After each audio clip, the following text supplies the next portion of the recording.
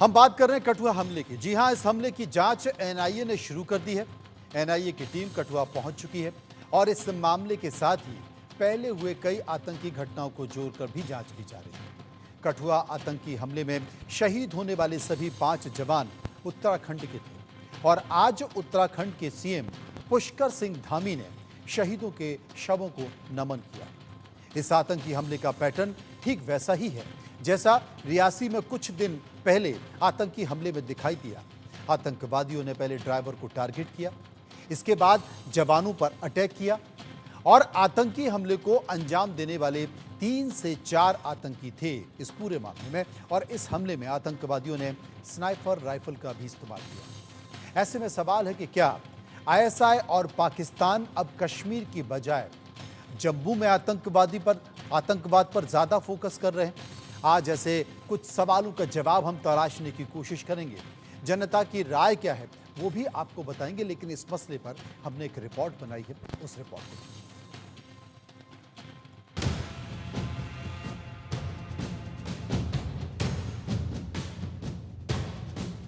जम्मू कश्मीर के कठुआ में हुए आतंकी हमले में घायल जवानों का इलाज पठानकोट आर्मी अस्पताल में चल रहा है। आतंकियों ने माछेड़ी इलाके में घात लगाकर सेना के काफिले पर हमला किया था, जिसमें एक जेसीओ समेत 5 जवान शहीद हो गए। आर्मी अब आतंकवादियों की तलाश में जुटी हुई है। आपको बता दूं कि बदनौता मछेड़ी का इलाका है जहां पर आतंकियों ने इस गाड़ी को निशाना बनाया। दरअसल पहले से जो जानकारी मिल रही है, इन आतंकियों ने रैकी करके रखी थी इस इलाके की और जैसे ही इन्हें कल मौका मिला तो इन आतंकियों ने एक इलाके में छुपकर घने जंगल के इलाके में जो बड़े इलाके में फैला हुआ है वहां पर इंतजार किया और उसके बाद जैसे ही ये सेना की गाड़ी जो है वहां पहुंची तो अंधाधुंध फायरिंग इस पर शुरू कर दी। आतंकियों ने देखा कि सेना के जवान जो है वो जवाबी कार्रवाई कर रहे हैं, वो वहां से फरार हो गए। आतंकवादियों ने पहले आर्मी ट्रक पर ग्रेनेड फेंका और फिर स्नाइपर राइफल से फायरिंग की। बताया जा रहा है कि किसी लोकल गाइड ने आतंकवादियों की मदद की थी। इधर हमले की जिम्मेदारी कश्मीर टाइगर्स आतंकी संगठन ने ली है। कश्मीर टाइगर्स जैश ए मोहम्मद की एक ब्रांच है। हमले की जिम्मेदारी सोशल मीडिया पोस्ट के जरिए ली गई है। जम्मू में Indian army operation all out चला रही है और इस साल के आखिर तक जम्मू से तमाम आतंकियों के खात्मे का प्लान है। कठुआ में हुए आतंकी हमले के बाद एक बार फिर से एनिमी एजेंट्स एक्ट लागू करने की तैयारी हो रही है। एनिमी एजेंट्स एक्ट के तहत आतंकियों की मदद करने वालों की संपत्ति जब्त करने का प्रावधान है। आतंकवादियों की मदद करने वालों को उम्र कैद और फांसी की सजा का प्रावधान है। एनिमी एजेंट्स एक्ट को 1948 में घुसपैठियों के खात्मे के लिए बनाया गया था। बाद में इस एक्ट में सजा घटाकर 10 साल की गई।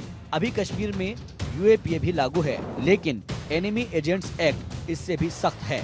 जम्मू कश्मीर में एनिमी एजेंट्स एक्ट को मूल रूप से लागू करने की तैयारी है, जिससे आतंकवादियों के मददगारों को उम्र कैद तक दी जा सकेगी। आतंकी हमले के बाद गृह मंत्रालय ने कहा है कि किसी भी कीमत पर आतंकवादियों को बख्शा नहीं जाएगा। कठुआ में हुआ आतंकी हमला जम्मू में बीते 81 दिन में हुआ 9वां आतंकी हमला है और आतंकवादियों का मकसद जम्मू कश्मीर के विधानसभा चुनाव से पहले माहौल को अशांत करना है।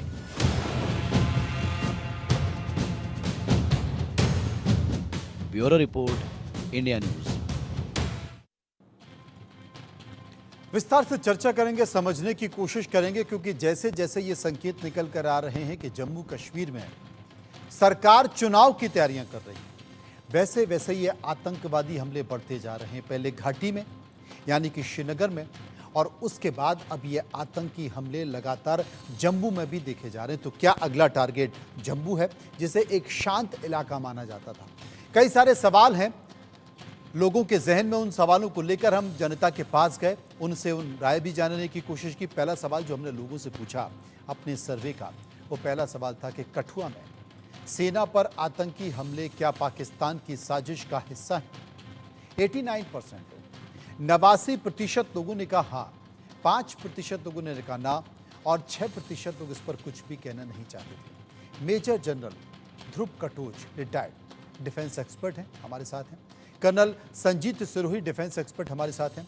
प्रोफेसर मनोज कुमार राजनीतिक विश्लेषक, वो भी हमारे साथ होंगे और चर्चा करने की कोशिश करेंगे। सबसे पहले कर्नल संजीत, मैं आपसे जानना चाह रहा हूं कि हाल के अगर 1 महीने के आसपास देखें, 1.5 महीने के आसपास देखें, तो कश्मीर में भी घाटी छोड़कर जम्मू में आतंकवादी घटनाएं घट रही हैं। यानी कि अगर ये संकेत बढ़ रहे हैं, ये आतंकवादी घटनाएं घट रही हैं, तो क्या कहें इन घटनाओं को लेकर, क्योंकि एक तरफ हम शांति की बात कर रहे हैं और एक तरफ हम ये भी कह रहे हैं कि सब कुछ शांत है, घाटी से आतंकवाद खत्म हो गया, जैसे कि हम तमाम भाषणों में इसका जिक्र सुनते हैं। लेकिन वहीं दूसरी तरफ इस तरह की तस्वीरें आती हैं तो दिल को दुखाती है। मनोज जी, सबसे पहले तो मैं आपका आभार व्यक्त करूंगा कि आपने मुझे इस चैनल पे बुलाया जी। ये जो आपका प्रश्न है, ये पूरे देशवासियों का ये प्रश्न है कि जब आज से 5 साल पहले जब आर्टिकल 370 हटाया गया था, तो इस उम्मीद में लोग थे कि अब जो है जम्मू कश्मीर में उग्रवादियों से छुटकारा मिल जाएगा। और काफी हद तक हमने इसमें इम्प्रूवमेंट करी है। हमारी जो है फौज, हमारे जो बाकी पैरा मिलिट्री फोर्सेज हैं, उन्होंने बड़ी मेहनत की है और काफी जो है इन गतिविधियों में, टेररिस्टों की गतिविधियों में काफी कमी भी आई है। लेकिन अभी जो सबसे चैलेंजिंग काम है वो ये है कि कश्मीर घाटी में जब ये अभी जम्मू एंड कश्मीर में इलेक्शन हुए थे, वो एक ऐसी घटना थी जिसके पूरा पाकिस्तान, पूरी आईएसआई उससे हिल गई, क्योंकि उनको उम्मीद नहीं थी। मेरा ख्याल पिछले 40-45 सालों में पहली दफा ऐसा हुआ है कि इतने जनसंख्या में लोगों ने आगे ओपनली जो है वोट की है और जो है पूरा इसको इलेक्शंस को कामयाब किया। तो ये एक सबसे बड़ा झटका था जो आईएसआई को लगा, और आईएसआई ने फिर जो है टेररिस्ट आउटफिट्स को जो है दोबारा ऑर्गेनाइज कराया और इस बारी बजाय कश्मीर के थ्रू आने के जम्मू के थ्रू आना शुरू किया। और आप देखेंगे कि 9 जून को जब मोदी जी ने प्रधानमंत्री का तीसरा अपना कार्यकाल शुरू किया, उस दिन से लेके ये सारी घटनाएं हो रही हैं। उस दिन से लगातार ये घटना घट गई और शायद एक संकेत है जो आपने कहा है कि जो घाटी में चुनाव हुआ है, उन चुनावों से बौखला गया पाकिस्तान।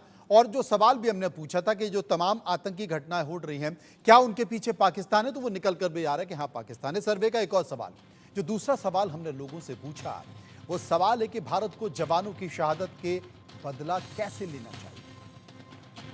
52% लोगों ने कहा पीओके में सर्जिकल स्ट्राइक के जरिए, 11% लोगों ने कहा टेरर कैंप पर एयर स्ट्राइक कर 26% लोगों ने कहा स्लीपर सेल्स का खात्मा करके और 11% इस पर कुछ भी कहना नहीं चाहते थे। ध्रुव कटोच साहब हमारे साथ मौजूद हैं। कटोच साहब, ये भी एक संकेत तो है कि जवानों की शहादत का बदला कैसे लिया जाए, लेकिन जो एक बड़ी स्थिति है और बड़ी स्थिति है सीज फायर की। क्या हम माने कि जो सीज फायर हुआ है उसमें पाकिस्तान इसका बेवजह इस्तेमाल कर रहा है और भारत को इसका नुकसान हो रहा है? मनोज जी धन्यवाद। देखिए, मैं जहाँ तक सीज फायर की बात है, उससे जो हमारी सीमा रेखा है वो तो शांत है, लेकिन उसी का फायदा उठाते हुए पाकिस्तान बार बार उग्रवादी अंदर भेज रहा है और दूसरा वो ड्रोन्स का भी इस्तेमाल कर रहा है। अभी जहाँ तक मेरी सोच विचार के मुताबिक मैं ये कहना चाहता हूँ कि एक बार जब पाकिस्तान ड्रोन्स भेजता है या उग्रवादी भेजता है, तो मेरे ख्याल से वो सीज फायर भंग हो गया है और इसके ऊपर भारतीय सेना को कार्रवाई करना आवश्यक हो जाता है। तो एक तो ये संकेत सबसे पहले हमको पाकिस्तान को दे देना चाहिए कि कोई भी इस प्रकार की एक्टिविटी अगर हमारी सीमा लाइन ऑफ कंट्रोल या इंटरनेशनल बॉर्डर के पार होती है, तो ये सीज फायर का हम इसको ये मानेंगे कि सीज फायर टूट गया है और हम इसके ऊपर जवाबी कार्रवाई करेंगे। एक तो ये मुझे लगता है कि इमीडिएटली एक्शन करना चाहिए। दूसरी बात मैं ये कहना चाहता हूँ कि जब उग्रवादी आते हैं वो कहीं ना कहीं जमीन से ही आते हैं, वो उड़ के तो वो आ नहीं रहे हैं जी। तो अगर और उनको जो सपोर्ट मिल रहा है, जो पाकिस्तान का पोस्ट है, जो उनकी तरफ से जो पोस्ट है, वहां पर जाके वो एक रात काटते हैं और उसके बाद वहां से घुसपैठ करते हैं भारत के अंदर। कई बार पकड़े जाते हैं, कई बार निकल जाते हैं। ये दूसरा संकेत ये देना चाहिए पाकिस्तान को कि जो भी मिलिट्री पोस्ट उनकी सहायता कर रहा है उसको हम दुश्मन मानेंगे और उसके ऊपर भी कार्रवाई करेंगे। तो वो जो पोस्ट है जहां से इनको मदद मिली है, मुझे लगता है कि अभी ये कार्रवाई होना चाहिए कि उस पोस्ट को 100% बर्बाद कर देना चाहिए। अगर उसमें 20 आदमी है तो 20 खत्म कर दो, 100 है तो 100 खत्म कर दो। उस पोस्ट के ऊपर या उसके इर्द गिर्द के पोस्ट जहां हमको शक है कि वहां पर सपोर्ट किया जा रहा है, आपने ठीक वहां कहा पर बड़ी कि जिस कार्रवाई होनी पोस्ट से चाहिए। ये आतंकवादी आ रहे हैं उस पोस्ट को बर्बाद कर देना चाहिए, उस पोस्ट को ध्वस्त कर देना चाहिए। लेकिन सबसे बड़ा सवाल है कि पाकिस्तान फिर उसी बात का फायदा उठाएगा कि सीज फायर है तो आपने उल्लंघन क्यों किया। ये तमाम सारी चर्चाएं, ये चिंताएं देश में हैं जो लगातार हो रही हैं। सर्वे का एक और सवाल जो हमने पूछा वो सवाल है कि क्या आतंक के खात्मे और पीओके पर कब्जे के लिए भारत को युद्ध का ऐलान कर देना चाहिए। 72% लोग हाँ की बात कर रहे थे कि हाँ कर देना चाहिए। 26% लोगों का कहना था कि नहीं करना चाहिए और 2% लोग कुछ भी कहना नहीं चाहते। राजनीतिक विश्लेषक हमारे साथ मौजूद हैं, उनसे हम चर्चा करेंगे, समझने की कोशिश करेंगे। प्रोफेसर मनोज कुमार साहब, हाल ही में देश के प्रधानमंत्री नरेंद्र मोदी रूस की यात्रा पर गए हैं। रूस पहुंचकर वो संकेत दे रहे हैं कि भाई देखिए, युद्ध किसी चीज़ का हल नहीं है, वार्ता से, बातचीत से, शांति से बैठकर बात की जाए। और यहाँ पाकिस्तान है कि मानने को तैयार नहीं है। पाकिस्तान चाहता है कि हम उसके साथ हमला करें, हम टैंकों का इस्तेमाल करें, हम हवाई हमले का इस्तेमाल करें, क्योंकि लंबे समय से कई सारी चीज़ें, दशक निकल गए बातचीत करते करते, आगरा सम्मेलन, आगरा समिट, कई सारी चीज़ें, लेकिन पाकिस्तान मानने को तैयार नहीं है। अब ऐसे में विकल्प क्या है, कूटनीति क्या कहती है? देखिए मनोज जी, सबसे पहले तो मैं ये कहना चाहूँगा कि फॉरेन पॉलिसीज में डिप्लोमेसी बहुत ही इंपॉर्टेंट होता है। और आज रसिया में हमारे देश के प्रधानमंत्री जी जिस प्रकार से जो बात बोल रहे हैं, और हम सब जानते हैं अंतर्राष्ट्रीय राजनीति में और खास करके जब सुरक्षा की बात आती है और भारत जिस प्रकार से अपने बॉर्डर को लेकर सुरक्षित है और भारतीय आर्मी जिस प्रकार से स्ट्रांग मैसेज देती है, मुझे लगता है कि ये हिडन एजेंडा कुछ अलग होगा। और ये मुझे लगता है कि आप देख सकते हैं कि जब से प्रधानमंत्री तीसरी बार शपथ लेने के बाद से ये लगभग 5वां अटैक है और ये पूरा पाकिस्तान और आईएसआई का इसमें पूरी तरीके से भूमिका है। और दूसरी तरफ आप देख सकते हैं कि पुलवामा जो अटैक हुआ था बिल्कुल उसी का ये रिप्लिका है, क्योंकि जिस प्रकार से हमारे बॉर्डर के अंदर आके हमारे एयरफोर्स के जवान के ऊपर हमला करना, उसके पहले आप देख सकते थे रियासी में जिस प्रकार से जो हमारे तीर्थयात्री थे उस पर हमला हुआ। तो मुझे लगता है कि अभी सरकार इस पे और खासकर से इंडियन आर्मी इस पे कुछ ना कुछ काम कर रही है और हम लोगों को तुरंत इस पे सरकार की तरफ से कुछ एक्शन लेना ही पड़ेगा, क्योंकि जिस प्रकार से एक सरकार के प्रति और एक जनता के बीच में जो एक बॉर्डर स्टेट का जो एक हर समय, और देखिए आतंकवाद एक विचार है और ये समाप्त जब तक आप इसको सामूल तरीके से, पूर्ण तरीके से नष्ट नहीं करेंगे तब तक ये एक भी रहेंगे, ये हमेशा समस्या क्रिएट करते रहेंगे। और आज आप देख सकते हैं ये समस्या बनी रहेगी और लगातार बनी हुई है, तब जबकि सरकार, भारत सरकार ये कोशिश कर रही है, प्रयास कर रही है, चुनाव आयोग का तैयारी भी कर चुका है क्योंकि वहां पर विधानसभा का चुनाव कराना। लेकिन विधानसभा चुनाव के पहले अगर इस तरह की घटना हो रही है तो आतंकवाद का मुंह कुचलना ही पड़ेगा। सर्वे का चौथा सवाल जो हमने लोगों से पूछा वो सवाल था कि जम्मू कश्मीर में आतंकवादियों की मदद करने वालों पर क्या एक्शन होना चाहिए। 19% लोगों ने कहा मददगारों की संपत्ति जब्त होनी चाहिए। 16% लोगों ने कहा उम्र कैद की सजा होनी चाहिए। 62% लोगों ने कहा फांसी की सजा होनी चाहिए और 3% लोग इस पर कुछ भी कहना नहीं चाहते। चर्चा करेंगे। कर्नल संजीत हमारे साथ बने हुए हैं। कर्नल संजीत, ये अक्सर होता रहता है क्योंकि जो भी आतंकवादियों की मदद करता है, मददगार बनता है, उसके खिलाफ सेना कार्रवाई करती है, लेकिन संकेत वो निकल कर नहीं आ पा रहे। मतलब लोकल लोगों से, स्थानीय लोगों से उनको रसद भी मिल रही है, मदद भी मिल रही है। और अगर बॉर्डर से, जिसका जिक्र कटोच साहब कर रहे थे कि वो कोई हवा में उड़ के तो आते नहीं हैं, आते तो बॉर्डर से हैं। बॉर्डर से जो चौकी है वहाँ से उनको मदद मिलती है।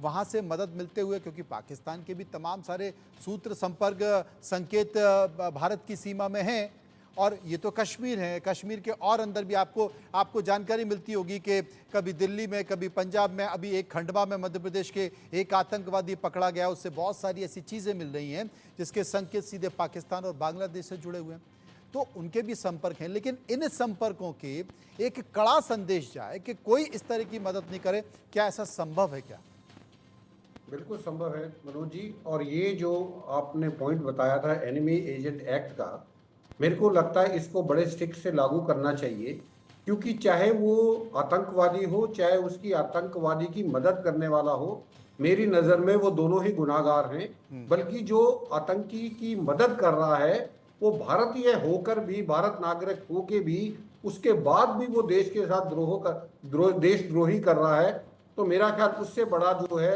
उस कोई जुर्म नहीं हो सकता।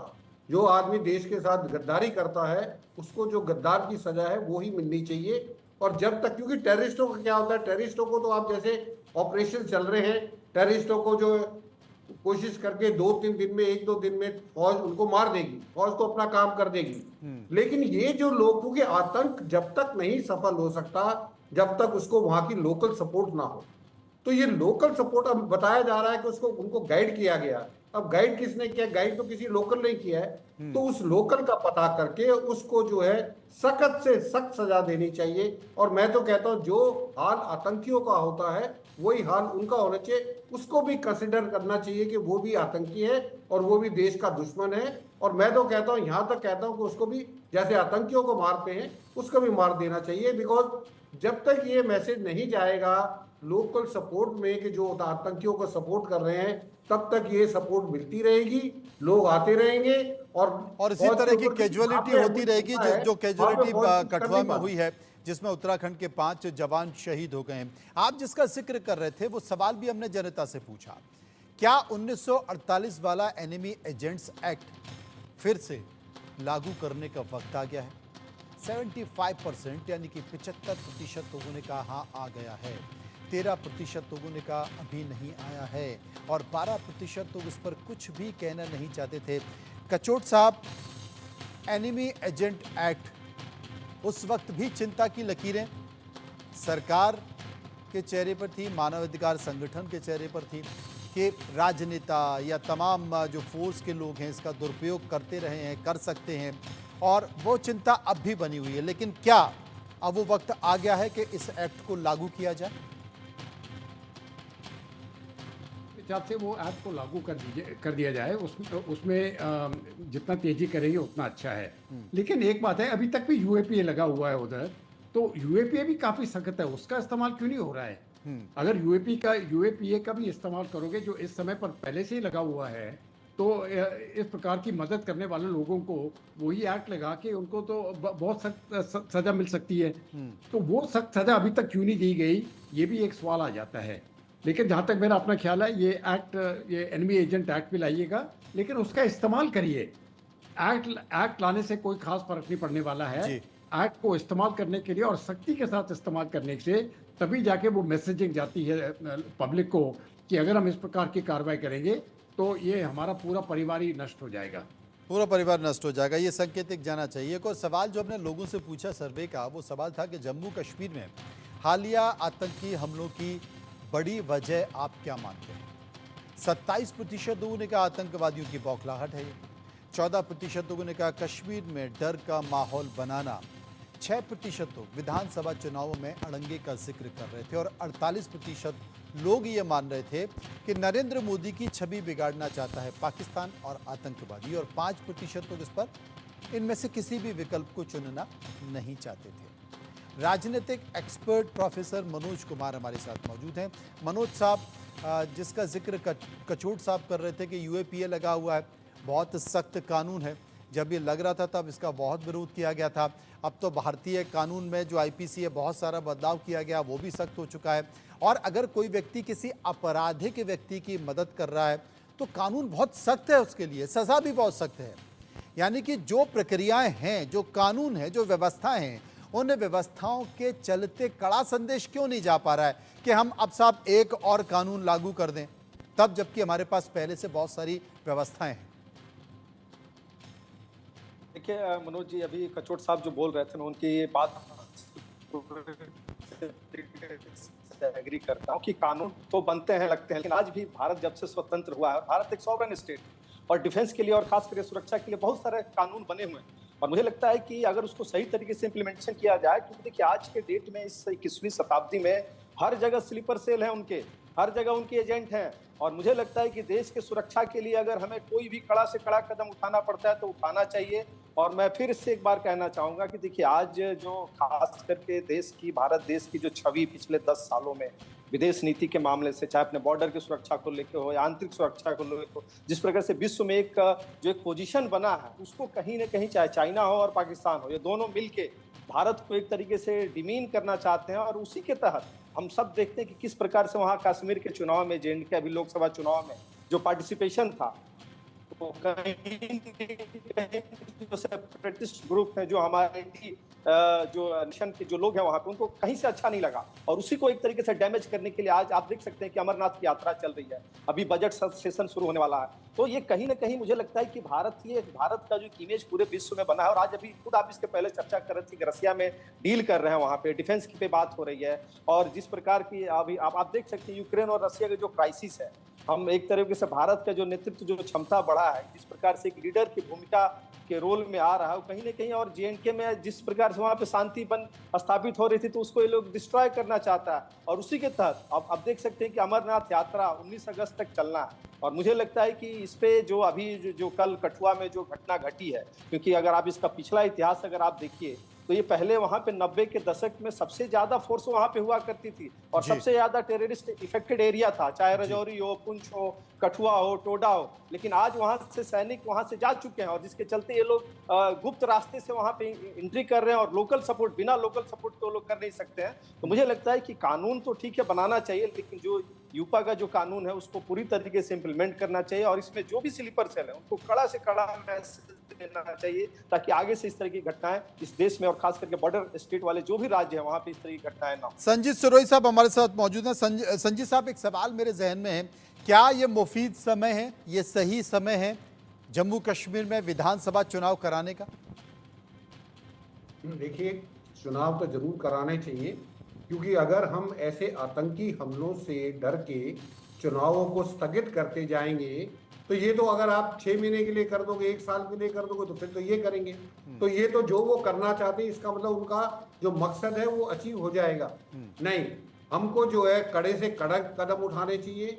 जो हमारे एक्ट हमने लगाए हुए, चाहे एनिमी एजेंट लगाए, यूएपीए के लगाए, वो सब जो है एक्टों का सही इस्तेमाल करना चाहिए, और ये जो है पाकिस्तान को, आईएसआई को, उग्रवादियों को ये मैसेज आना चाहिए कि तुम्हारे ये आतंकवादी जो तुम गतिविधियां कर रहे हो, उनके बावजूद भी जे.एंड.के में इलेक्शन होंगे, और हम यकीन करेंगे कि इलेक्शन जो बड़ी शांतिपूर्वक हो, और हम ये आतंकी हमले नहीं होने देंगे। और आतंकी हमले नहीं होने देंगे।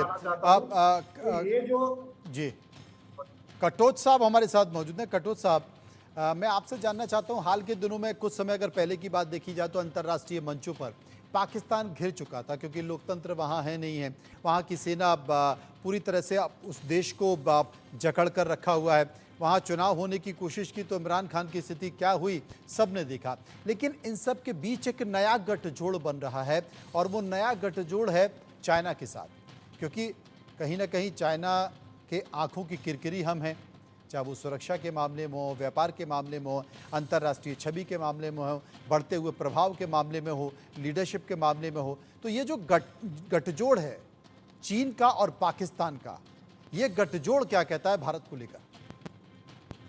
देखिए, ये गठजोड़ तो चीन और पाकिस्तान के बीच में है, ये अभी का नहीं है। इसको तो कोई 50-60 साल से भी ऊपर ज्यादा हो चुके हैं। तो ये लेकिन हाल के दिनों में बहुत गठजोड़ नजदीक आया है, हाल के दिनों में ये बहुत नजदीक आया, और रूस भी इस तरफ धीरे धीरे जाने लगा है। नहीं, ये नज़दीक तो पहले से ही था, और अभी भी उतना ही नज़दीक है। वो मैं नहीं समझता कि और ज़्यादा नज़दीक आया है। जहाँ तक रूस की बात है, हाँ वो सही बात है कि रूस भी अभी थोड़ा बीच में आ गया है, लेकिन रूस पाकिस्तान की तरफ से उस प्रकार से नहीं झुकेगा जैसे कि चीन झुक रहा है। तो देखिए, जहाँ तक चीन की बात है, वो पाकिस्तान का इस्तेमाल कर रहा है भारत के साथ डील करने के लिए। उसका तो ये बड़े लंबे तौर से ये चीन की ये पॉलिसी थी कि भारत को सब कॉन्टिनेंट के अंदर ही घेर के रखना है, और पाकिस्तान फिर उसके लिए काफी अच्छा काम कर दे रहा है। लेकिन जहां तक हमारी बात है, हमको इससे कोई खास फर्क नहीं पड़ने वाला है। ये उग्रवाद जो है, इसके साथ डील करना मैं समझता हूँ बहुत जरूरी है, और जहां तक पॉलिटिकली, इकोनॉमिकली और डिप्लोमेटिकली, ये 3 कदम तो भारत ने पूरे विश्व में चला के पाकिस्तान को तो सीधा कर दिया है। लेकिन अभी मुझे लगता है कि थोड़ा और वो कदम तो चलते जा रहे हैं, लेकिन थोड़ा सा जब तक पाकिस्तान की मिलिट्री को दर्द ना हो, ये यहाँ पर कुछ खास सुधार नहीं और वो दर्द देना जरूरी है, और वो दर्द देने के लिए भारत को कोई कड़ा संकेत और संदेश देना पड़ेगा, तभी पाकिस्तान को सबक मिल पाएगा। बहुत बहुत शुक्रिया करेंगे सभी लोगों का जो मेरे साथ इस पूरी परिचर्चा में बने रहे। आगे बढ़ते हैं और बात कर लेते हैं एक और विषय की, और वो विषय है आफत की बारिश का।